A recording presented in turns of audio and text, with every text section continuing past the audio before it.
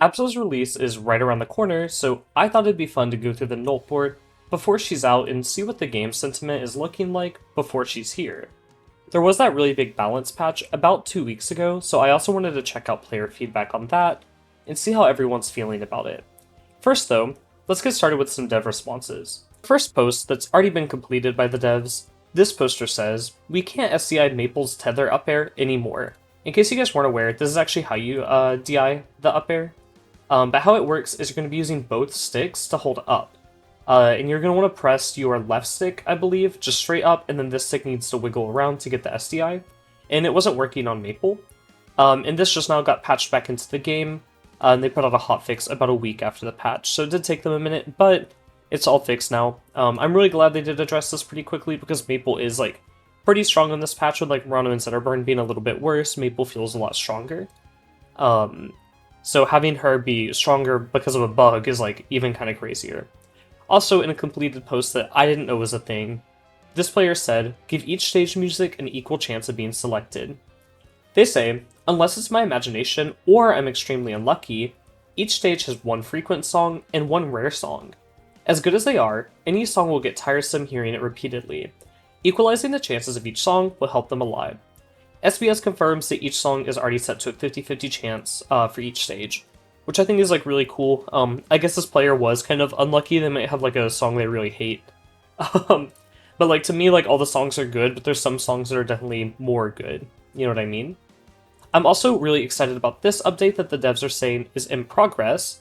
They say, "Allow free-for-all to be played with 3 people." The poster says, "Oftentimes, there isn't enough for a full lobby. Please allow 3-for-alls in case of the levers of the world."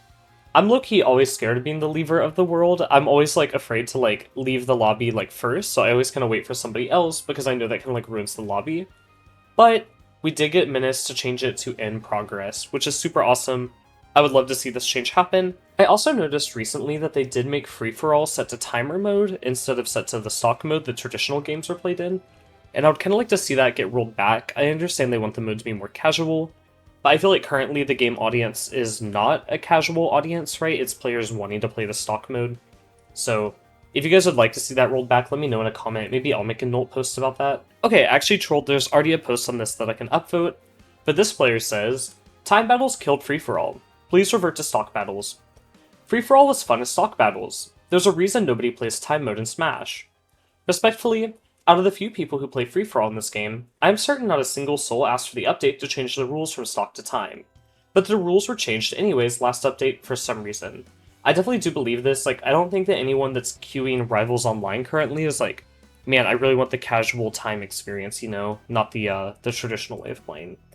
Please revert it back to stock. Free-for-all is dead enough as is, and keeping it time-based will just ensure that it stays dead. I'm writing this suggestion in advance as I'm searching for a free-for-all match, with the region preferences set to expanded, the day the June update went live, and I've still gotten nothing. I have no idea why it was changed, and free-for-all will only stay dead if time continues the main mode."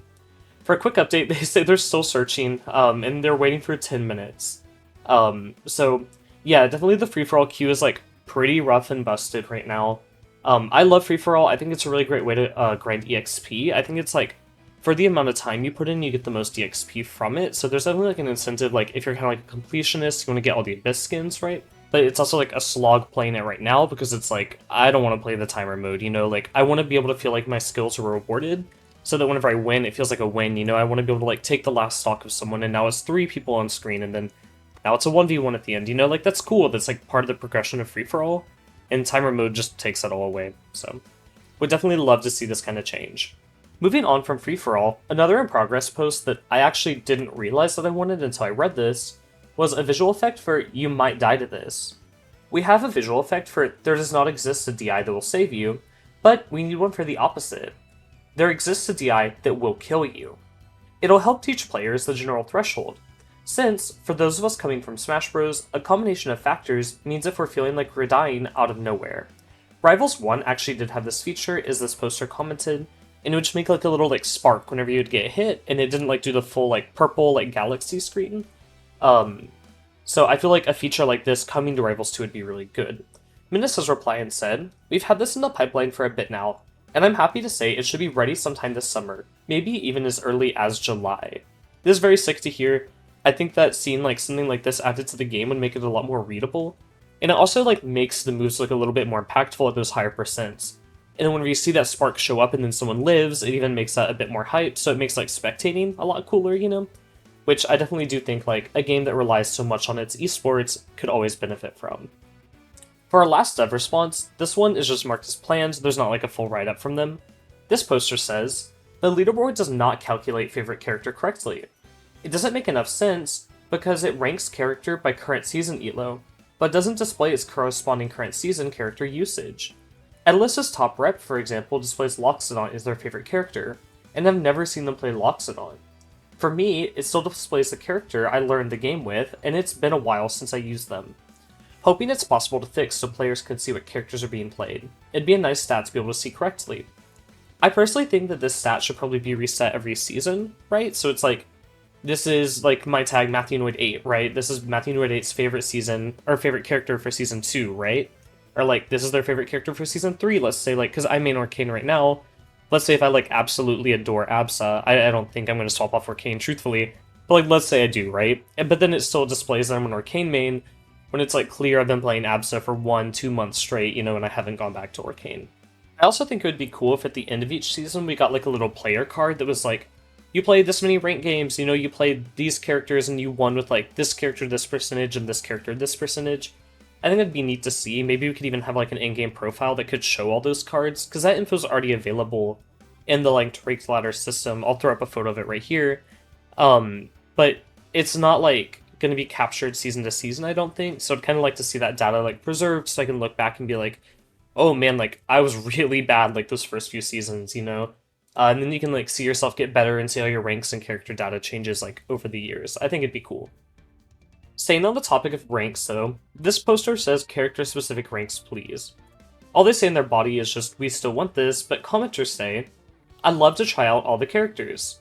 There could be some rules to it, like only your first pick's elo is involved, you can't switch to a higher elo character, and your global rank only involves your highest character. Or just no character switching, straight to stage select, and no victory screen before the set is over would save a ton of time. I think that not letting people switch character would be kind of a bummer, because I feel like part of platform fighters is the counterpicking aspect, right? Like, I feel like you get a reward for knowing how to play, like, more than one character at a solid level, and that's, like, part of the game. However, I do think that, like, this is how Rivals 1 handled it, where it's like, let's say I pick Orcane, right, and my Orcane's in Masters, or whatever the, like, highest rank was called back then. I couldn't, like, swap, like, up. Like, let's say if I picked Malo to start the game because I love Malo, but I'm really bad at him.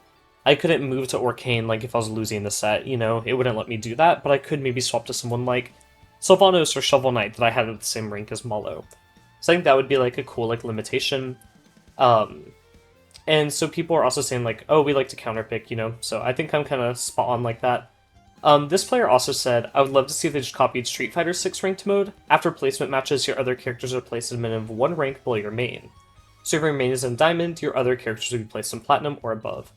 I think this would be a cool system. I think that if they do add in, like, character-specific matchmaking, right, they would have to do something like this, because what happened a lot in Rivals 1 is someone would be really good, but they would just play one character, and then they would go to level up their other characters in the ranked system, and then they would be fighting, like, new players, right? And obviously, that's fun if you're good at the game, right? Like, it's cool to be like, oh man, like, I can't stop winning, this is awesome. But for the new player experience, that's really bad, because let's say little Timmy got the game for Christmas, and they log in, and they're fighting Cake Assault's Malo, you know? It's like, I don't think that little Timmy's gonna have a whale of a time. I think he's just gonna go play something else. So I do think there would have to be some kind of system like this in place to prevent that from happening. This post hit pretty close to home, because I'm actually colorblind. A lot of people don't know that, because I'm an art major. Like, that's my job, is I make art. But they say, have mercy on colorblind people, please, Mr. Finesi. They post, the outlines are a good start, but we can't customize them. I would really like to suggest customizable colors for the outlines and customizable thickness as well. I'm red-green colorblind, and it's quite impossible to see red skins on green backgrounds or vice versa. I usually have to ban Ethereum Forest and Julesville and fear that my opponents can use a red or green alt. Some icons don't indicate how much red or green is in the skin. I've played matches offline where the outline is orange or a red-green, and it does nothing to help with my current situation. For example, if I have the misfortune of fighting a Clarion and a red alt, Retro being the most egregious example, If they put up their no fun zone, I can barely see their sword, and it feels like I'm getting shadow boxed. Also, certain skins like the Genesis Orcane skin are really hard to see no matter the stage. The number and bubbles of the Genesis Orcane skin are black and are very dangerous and hard to discern from the background in a lot of cases. I feel like this definitely happens to me where the Genesis Orcane skin's kind of hard to see the bubbles, but I'm the Orcane player, so I benefit from that. But I can imagine if it was my opponent, I would be very bummed about that. There's no dev response here, but personally I would love to see the outlines be adjustable, especially the thickness. I don't really like how thick the default outlines are, so I don't use them myself. But if I could shrink them down and make them a little bit smaller, because there already is outlines around every character in the game, if I could set them to that size and then just change them to be like a bright pink or like a different color, right, that was more clear for me to see, I would definitely use this feature. So overall, this would be cool to see in the game, would be a lot more accessible, and I'm going to leave an upvote. I pinky promised you guys at the start of this that I'll talk about the response to the game balance, so I wanted to go through this post and give my thoughts. They say, game balance is in a great spot. Now, let's focus on servers and performance. First of all, great work with the recent patches. I really do think a majority of the cast are in a good spot balance and game feel wise. Globally bringing down the power levels to several top tier characters, putting them more in line with the characters in the middle of the pack.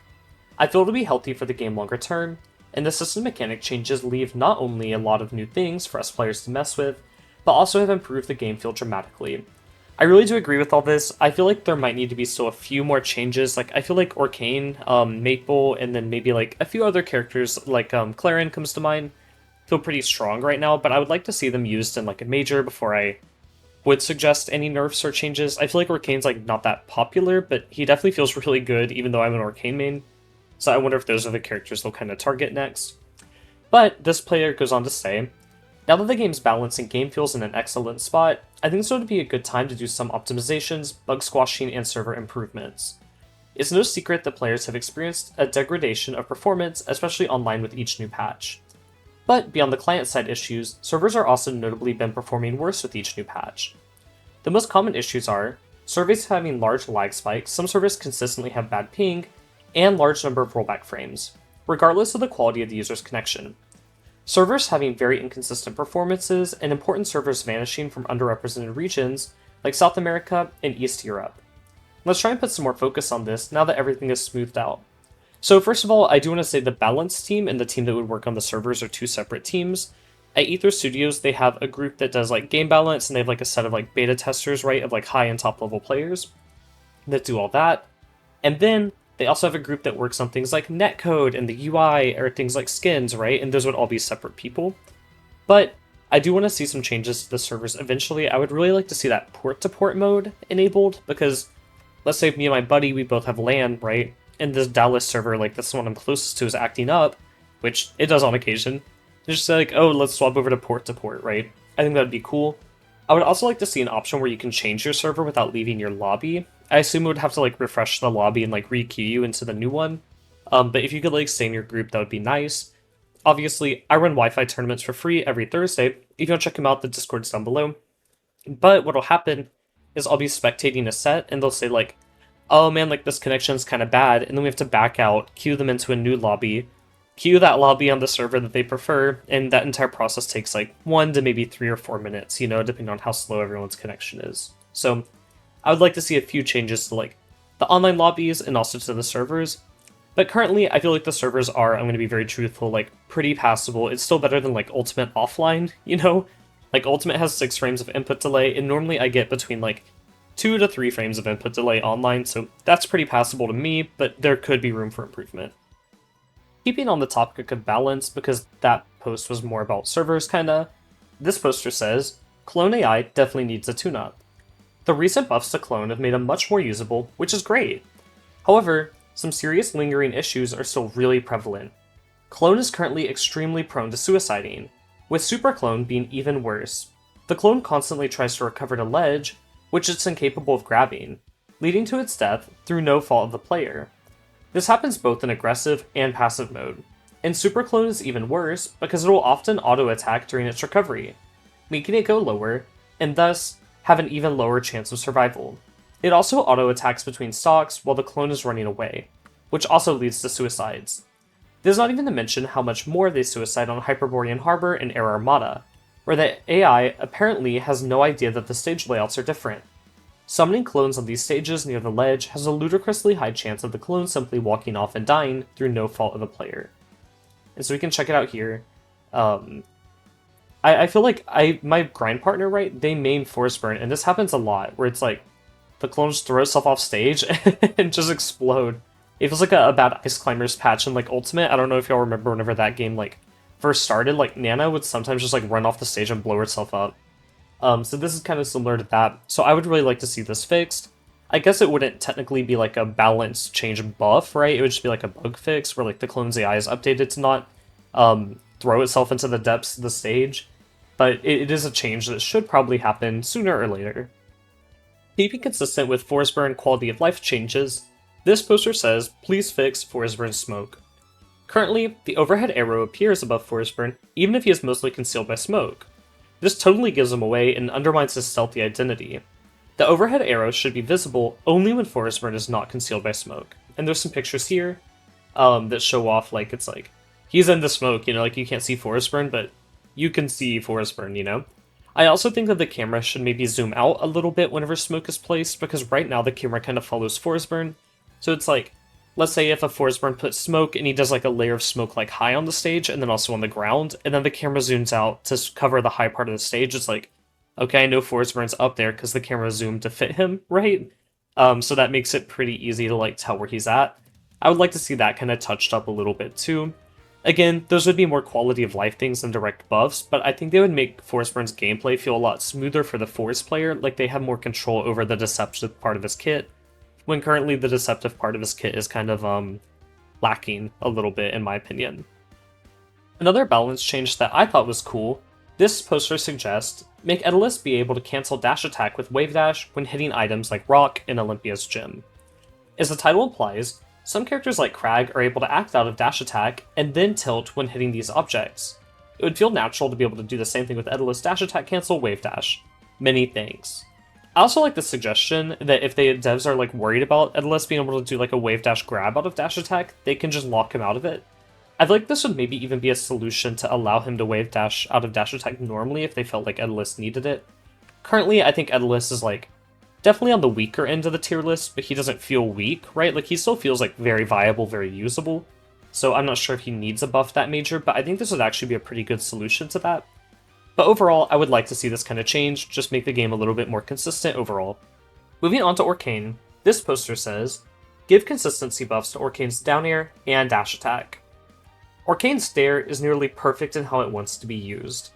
A drag down combo extender, and a committal option to help break crouch canceling against bigger opponents like Loxodon, Etalus, and Crag. This move is great, and is one of Orcane's go-to combo extenders in these matchups.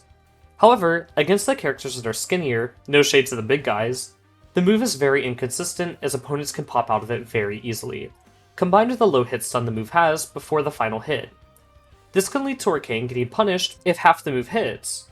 I think all the move needs to be a slightly bigger hitbox, or launch angle that holds opponents in the hitbox longer. I don't feel encouraged to use it against Zetter, Clarin, or Olympia at all. But, put a big character on the screen, and suddenly I always want to use it. I really do agree with this. From my experience, hitting someone like Loxodon or Crag, like they said, you suddenly get like a ton of options out of the move, but if you do land it on Zetterburn almost always pops out and then I get hit for correctly landing my move, even though it beats crouch canceling. They also say though, dash attack is another thing.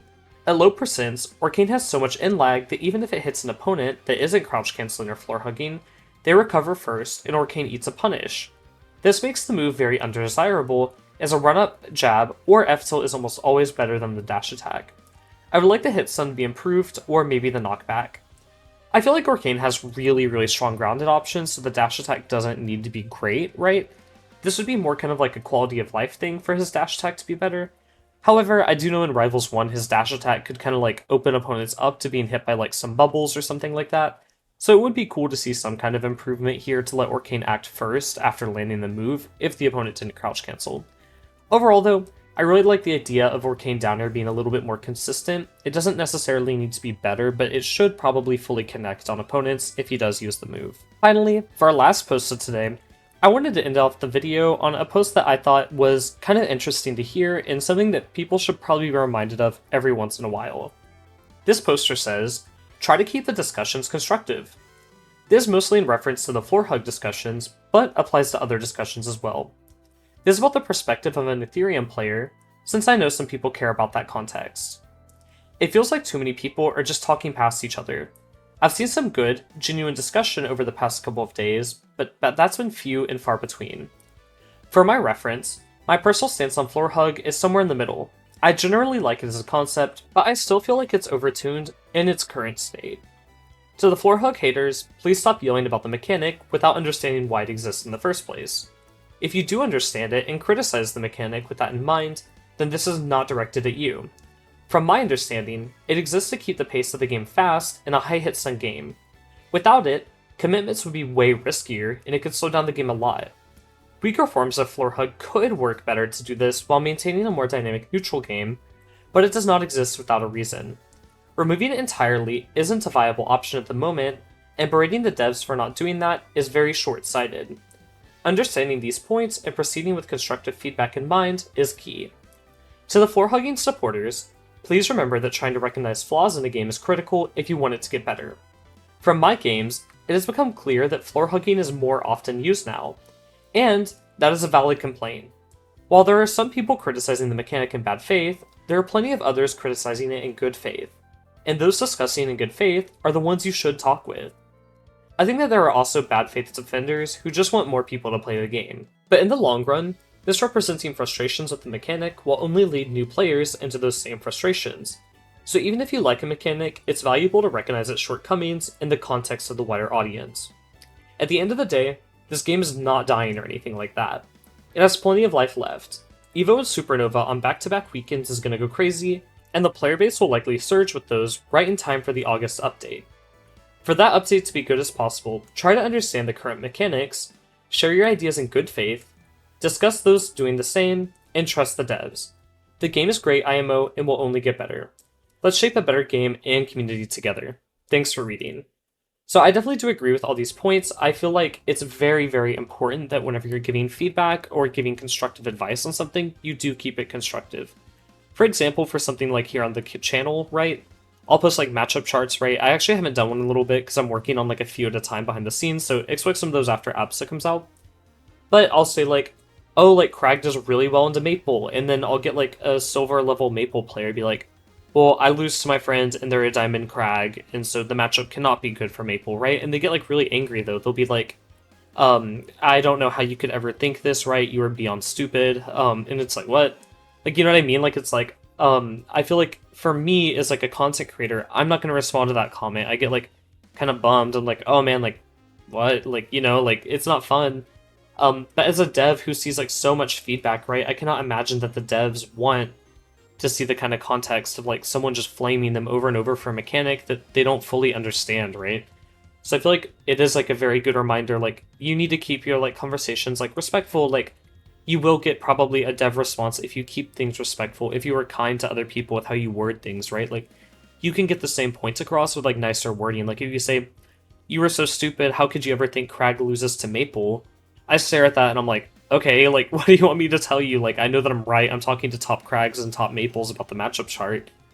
But if you say something like, oh, hey, like, from my experience, I actually lose to Crag a lot and I play Maple. Cool to see the higher level players take. You know, it's like, now I understand, like, oh, maybe at lower levels where Maple's, like, a little bit harder to play, right? Maybe Crag does do well into Maple, right? But then you also acknowledge, like, that you could be wrong as well, right? And then you open it up to discussion. So I feel like this post is very refreshing to see, especially like in a wave of like online conversations that are honestly not always in good faith, right? That's just kind of how the internet works. So I think this is a cool reminder, and it's nice to see.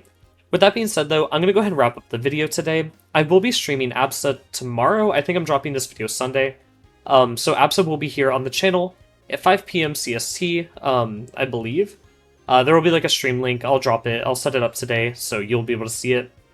But if you want to ask me any questions about ABSA, if you're curious about how she works, let me know here, and then I'll answer those tomorrow on the stream, or stop by the stream and ask them there. With that being said though, thanks tons for watching until the end, and I can't wait to check out ABSA with you guys. Bye for now!